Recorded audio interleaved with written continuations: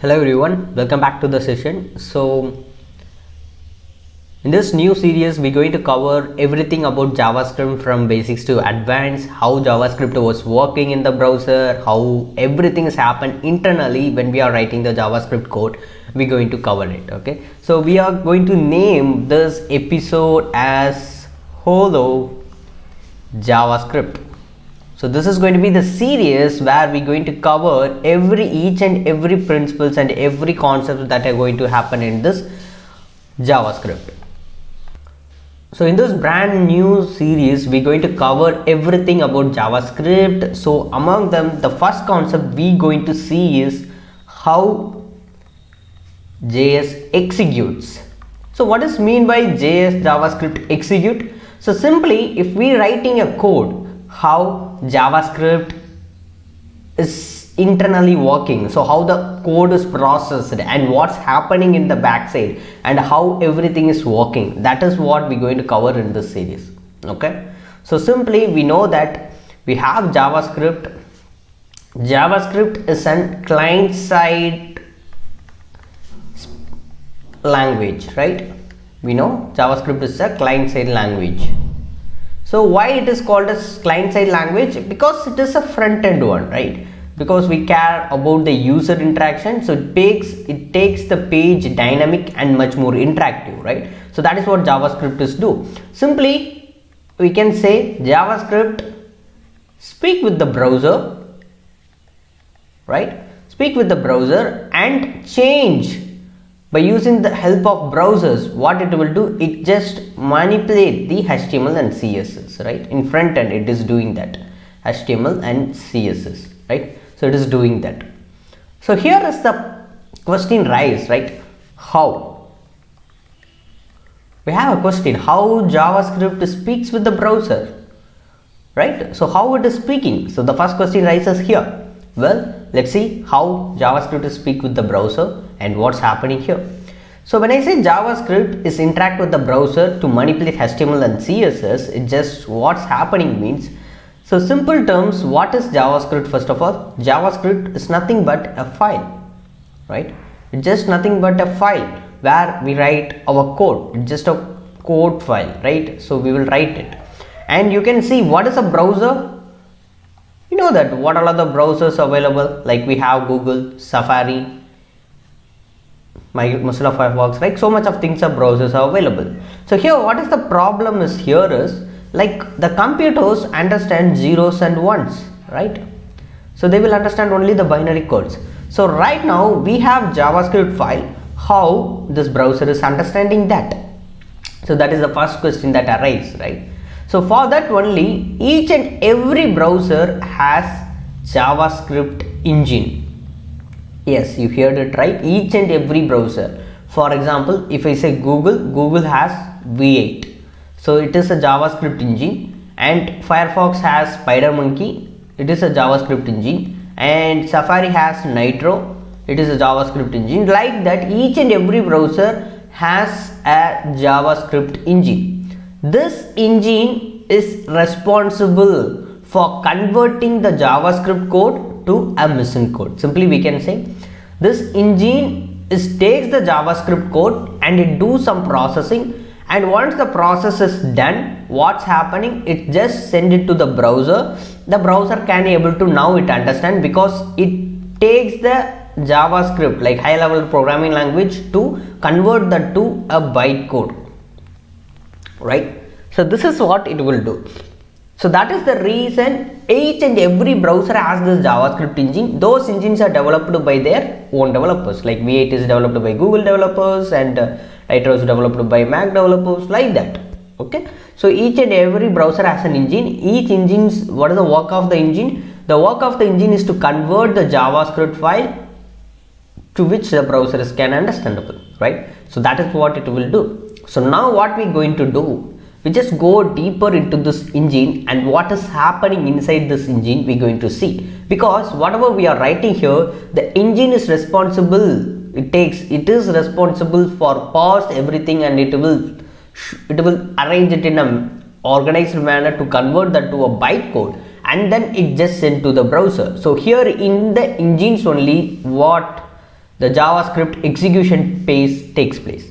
Okay, so let's go deeper and see what is inside the engine and how our JavaScript code is like paused and how processed we're going to see about that.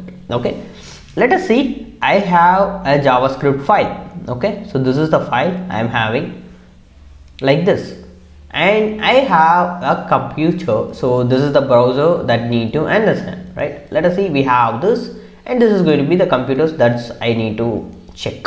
Okay, so this is going to be the engine. So what is this? This is going to be the engine. This engine is responsible for converting our JavaScript code, which means the high level programming, to something called as bytecode, right, or machine code. So the bytecode is not exactly the machine code, but it is understandable by these machines. Okay, so bytecode is also a low level programming, so like zeros and ones, like it will convert it to it. Okay, so let me see much more deeper into it. So once our code is get into the engine, for example, right now let us take it as a V8 engine, or you can consider it as an spider monkey, like that. Any engine you can consider. The process is going to be same, but the how it's built is different. Okay, so right now we just see that first what happens means, first what is going to happen. So it is happened something called as lexical analysis is happened. So what is going to be lexical analysis? So simply parse, it's going to take the file and it is going to break down into small pieces, because we have a huge code files and it just want to convert it. So by using the lexical analysis is nothing but go through everything and it's just getting to pause. Okay, so that is what, so it's just going to cut each and every functions into small codes. Once that is done, what happened, it builds an AST. So what is AST? This is called as abstract syntax tree. So simply a tree like hierarchy. So it will convert the entire JavaScript file to a tree like hierarchy. Okay, so what first it is doing, it just take the file and it is just doing, by using lexical analysis, is just parsing it, and once it is done, it is making the abstract syntax tree, which means it like makes tree like hierarchy, like it is a function. Inside the function we have the name of the function and the code to execute, and like that. So it will make that. Okay, so you can just Google it, like abstract syntax tree. It's like in JavaScript we heard about DOMs, right? So it has the tree like hierarchy, same like that. AST is also like that, same like that, more or less. Okay, so then once it is AST has been done, then what happened, this is read to an interpreter. Yes, you heard it right. So JavaScript is basically, when I say initially is an interpreter language only. So it reads each and every line code and it will execute it, and this interpreter convert this code to the bytecode. Okay, so this is what it will do initially when JavaScript was introduced. But now JavaScript is not only an interpreter. So right now we will discuss this concept much more deeper in the upcoming series, but right now understand, JavaScript, technically speaking, JavaScript is not only an interpreter language, it is also a compiler. So it is a combination of both. So that is what they named as like JIT compilation, just in time compilation. So what it will do, so right now just understand what is interpreter and what is compiler. I just give a little thing. So it will read line by line, right? So and it will execute the code. If I creating a function, so it creates a function, I call the function, it will call the function. So that is what interpreter will do. Compiler, it's just read everything in our file and make an optimized code for us. So it will convert our code to an optimized code. So it will makes for us and it will compiles and it will do that. So that is what compilers do. So the advantages with interpreter is starting time is very less. So whenever the language is interpreter, so the website starts quickly. So because it is reads line by line, so it's no need to wait for anything. So it reads line by line. So but the disadvantage is, what is the disadvantage we have with the interpreter is, whenever we have repeated statements like functions, loops, eventlessness, so they are repeated ones, right? So in that cases it is repeating again and again, right? So in that cases what happened, the interpreter, right? So the interpreter makes the page slow, so it just start to read slow because a same line of thing are running again and again, so it making the pages slow. Okay, so that's what happened.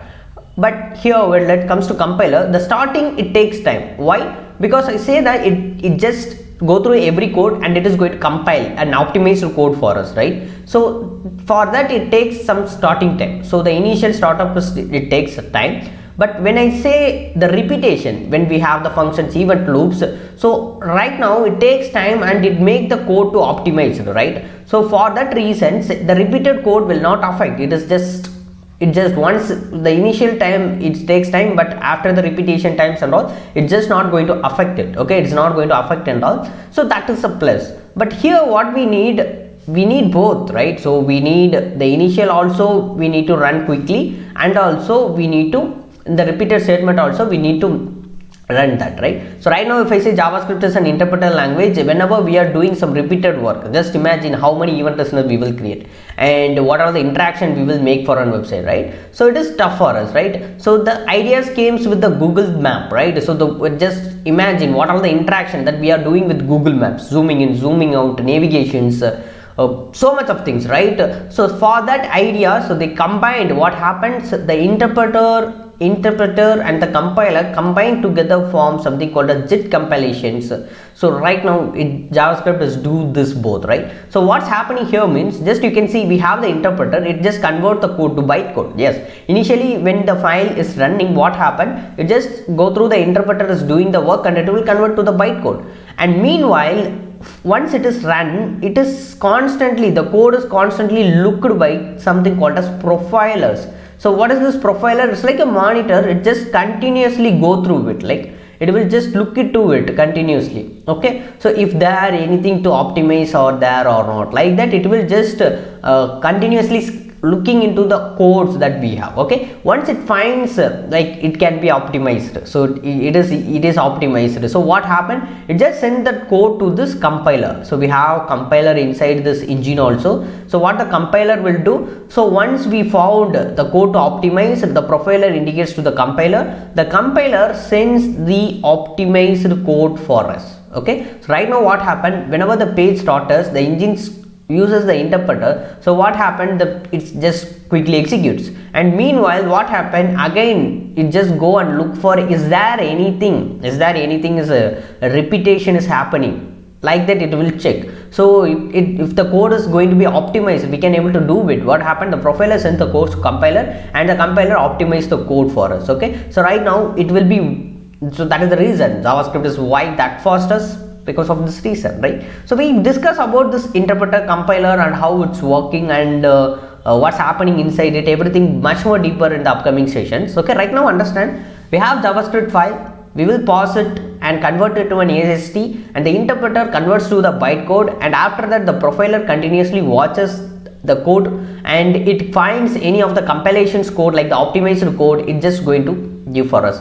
So simply our whole duty is to write an optimized code that the compiler works, is just we need to make the compiler work easy. Okay, so that is going to be the when it's come to writing an optimized way of writing code, and that is our moral duties when it comes to here. So we don't want to stress our compiler to work more, so we will help the compiler to create an optimized code, so then it will be much more easier when our codes is get executed, right? So that's what it will do. Okay, so this is what entirely happening, and it just computers reaches the code by using the bytecode and optimized code, and everything is going to be converted here. So this is what happened. Okay, but this is just how the code is working. Okay, so this is just how the code is working, but we don't see the most important thing, how the code is executes, right? So for that we have two things.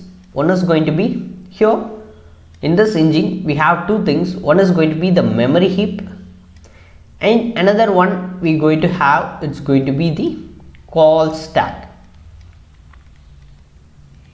We have these two things, so which with the help of these two things only, what's happening, so once that it passes down, if we found any variables and functions out there, what happened, it will sense those two, like it will take those are allocated to the memory, and the call stack is used to execute our code. Okay, these two things are responsible for storing and executing. We just going to look this. Okay, so this is the part of execution. JavaScript execution is happening. Let's see what is happening and how it's working and all. We will see that.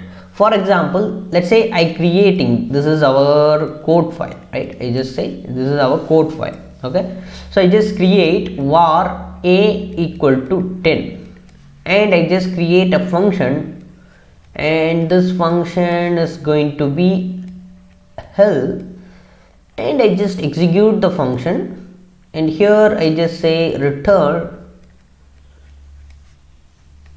hello, like this, and I just going to say var b equal to 13, like this, and what we can say, we will execute this help function. So this, let us consider this is going to be the piece of code that we are having. So once it's get through the engine, so what's happening means once the interpreter reads each and every line, it just what going to happen, it's just going to allocate the memory for us. So for storing the memory, we have this memory heap.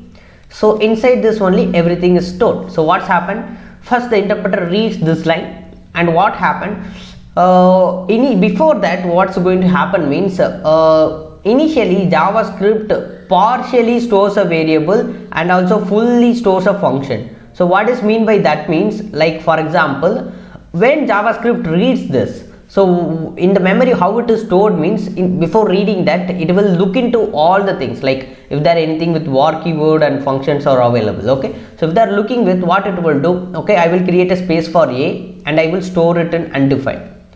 Okay, so I will tell, this is going to be the concept of hoisting. I will tell why it is storing undefined when initially the memory is happening, when we continuously working with var and function it is happened. Okay, so we just look into that. So what's happened, it just allocates a memory as undefined, and we have a function, right? So what if it is a function, then it will store the entire thing. So in the name of help, so help is going to be the function. So in the name of help, I need to store this entire function, right? So I need to store this entire function, and then next what happened, I have a variable b. So first it's going to store the variable as undefined.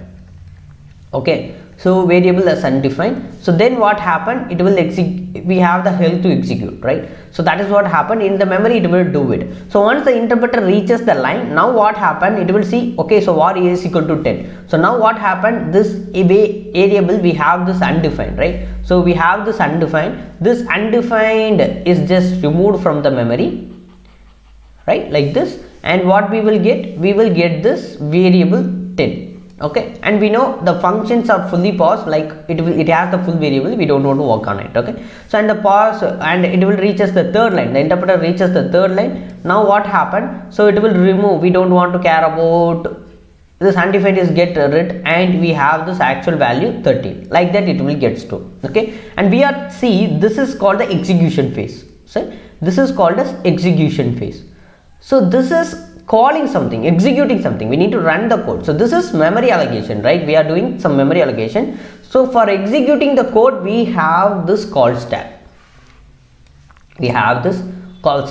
So what does call stack have? So call stack is the place, we have only one call stack in JavaScript. That is why JavaScript is a single-threaded language. We have only one call stack, which means whatever the code that I need to execute, what happened if I run this, when the interpreter reaches this, okay, so I need to execute it. So what happened means, this will come here. So it will see, we will get this hello functions here, and it will go for the memory. The call stack look for anything that is hello is there or not, like help is there or not. So we have this help function. So with this parenthesis, the function is going to execute. So now what happened, the function will execute. So once the function is execute, what's going to happen, it will return it. So whenever it reaches, the function reaches the return statement, that is going to be the end of the function, right?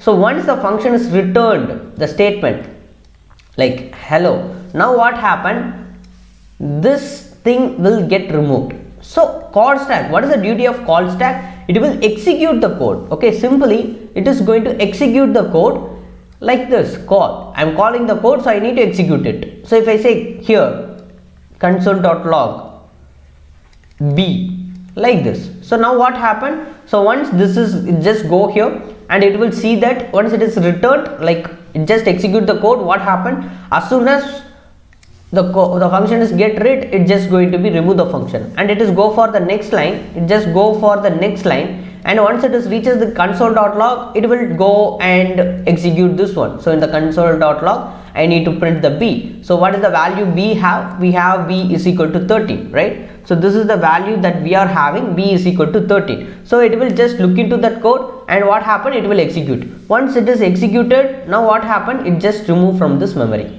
right? So the duty of call stack is to run the code, like execute the code and remove. Like once it is executed, we need to empty the call stack.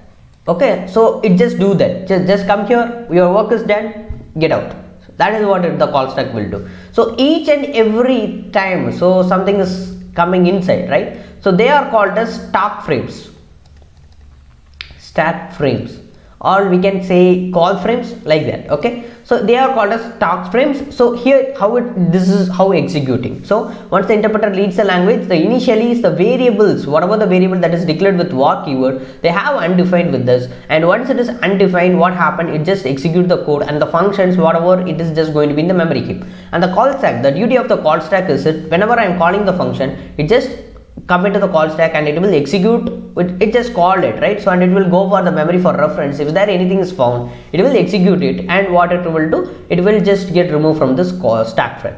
Okay, so that's what this will do. Okay, so here the execution phase, right now we have discussed what is the execution phase. So the next that concept that we're going to discuss here is hoisting. We're going to discuss about this hoisting. So what is hoisting? Well, we have seen something before the memory allocation happened. So the variables are stored with undefined, right, and the functions are stored fully, but the variables are stored with undefined, and once it reaches this variable, we can it just change the undefined to 13, right? So hoisting is nothing but an overlooked behavior of JavaScript. It will just, whenever the keyword declared with var and function, so no matter what, where it is declared, it will just send all the code to the top of the file. Okay, top of the file, and what it will do means in var keyword, it just the variables are partially hoisted and the functions are fully hoisted. So partially hoisted, once it is moving all the variable to the top of the file, it initially it makes the value as undefined, and once it reaches the declaration, then it converts the code. Okay, we will discuss much more deeper when we see hoisting. So this is also something that related to the memory allocation when it's happening here. Okay, so we will see that. So okay, so right now we need to discuss one more thing also. So what is the one more thing is, so in the call stack, initially we have something called as a stack frame. So that is called as GEC, which means the global execution context.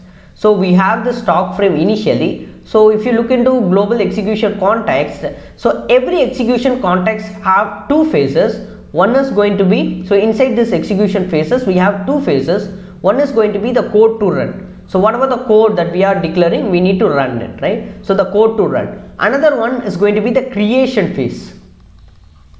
What is meant by the creation phase? Well, in the global execution context, we have all the accessible things like the window, this keyword.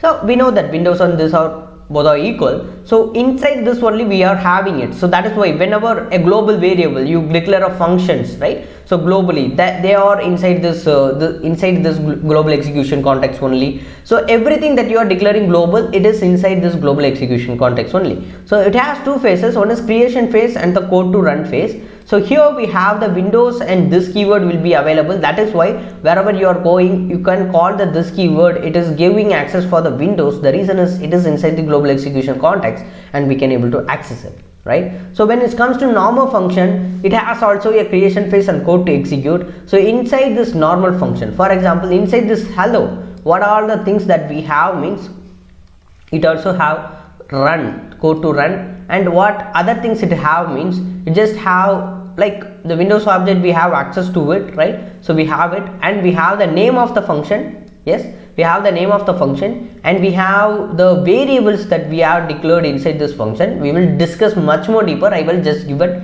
go through, like just an overview, right? So we have that, and we have the arguments, whatever the arguments that we are receiving, we will have inside this function. So like that, we have so much of things inside this function, and that is something called as lexically scoped, and we will discuss much more in upcoming series and all. Okay, so right now just understand, we have the memory heap and call stack. Memory heap is just allocate our memory, and call stack, the duty of the call stack is to, whenever it see the code execution, it will take the code and it will run in the call stack. Once the code is get returned, or once the code is get called, so if it is done with the code, then what it will do, it will remove from the call stack. Okay, so just work like that. So that is what this call stack will do. So right now we know the overview. So let's see, we will see what we have discussed till now. So we have JavaScript file and we have the browser, right?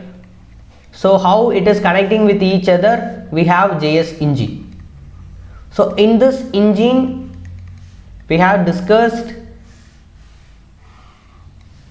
how the working process, right? So first, by using lexical analysis, it will parse the code and it will create AST, like abstract syntax tree, they are creating it, and we have the interpreter, and the interpreter converts this to bytecode, right? So that is why JavaScript, the initial starting time is fast. It is one of the faster programming language. And after the interpreter, we have something called as profilers, and this profilers is continuously monitoring the code if anything is to optimize or not. So if it founds the code, it will send to the compiler. So the compiler optimizes the code and it will send output the optimized code. So now we have the computer, so that will understand the code. So inside this engine, we have two things. One is going to be the memory heap, and then one is going to be the call stack. So the memory heap is going to be responsible for storing all the memories, like variables, functions, and so much like the event listeners, so much of things. We store everything inside this memory only. And make sure another thing also, memory is limited. Okay, we will discuss this memory and how we can, what are the things that are related to memory heap, we will discuss everything too. Okay, so right now we have call stack. So call stack, you need to understand, this is only we have the single call stack, so that is why the language is single threaded one. Okay, so it will execute the code, whatever the code that we need to execute, it will execute the code. Once the code is executed, it just it just kick out from the call stack. Okay, so the code is executed, it is done, it is just kick out from the call stack. And in the execution phase, whenever we are calling a function, we have two phases. One is going to be the code to execute, and the creating phases. In the creating phases, we have access to something. What are the things that we have access? We have this, and we have the code to run. Okay, so these are the things that we have seen here. So one is, we have two phases. First phases is going to be the code to execute, right? Whatever the code that I need to run, and this creation phase is simply telling what are the things that we can able to access. So that is what it means. So every time a function is created, a new execution context is created, and it will form some new execution things. Okay, so this is going to be how the JavaScript is executing. By using JS engine, it is executing. So we have this process to convert the codes, and we have two things to allocate the memory and call stack to execute the codes. So it will be working like this. So this is for the series 1 of how JavaScript is executes. In the series 2, we will see about what is hoisting, and we will do some of couple of coding exercise to get through it, and also we will give some of the exercise to do to practice yourselves, and if you practice that, you will get a clear knowledge about that. So if you have any doubts regarding the execution of JavaScript or anything about JavaScript, feel free to give it in the comment section. We will reply to your comment sections as soon as possible. Okay, so until then, bye.